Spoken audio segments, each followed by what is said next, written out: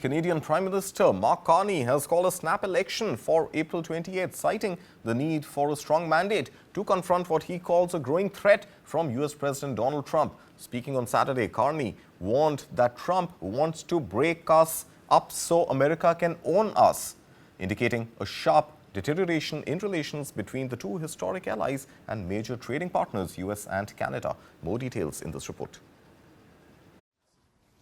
New Canadian Prime Minister Mark Carney on Sunday called a snap election for April 28th, saying he needed a strong mandate to deal with the threat posed by U.S. President Donald Trump.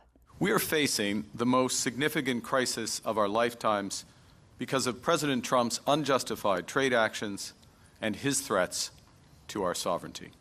The comments are a sign of how relations between the two longtime allies and major trading partners have deteriorated.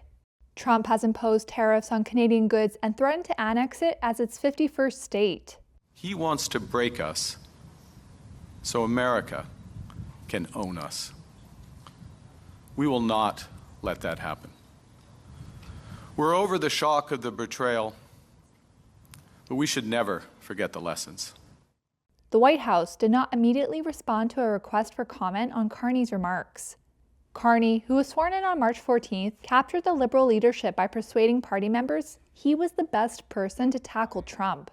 The next election was not due until October, but Carney is hoping to capitalize on his party's remarkable recovery in the polls since January. It follows former Prime Minister Justin Trudeau's resignation as well as Trump's threats. Earlier this month, Trump delayed a broad 25% tariff on some Canadian goods for 30 days. He has since imposed tariffs on steel and aluminum imports and threatened reciprocal tariffs on additional goods, including Canadian dairy and lumber, starting April 2nd. Canadians are rallying for their country and seeing a resurgence in nationalism.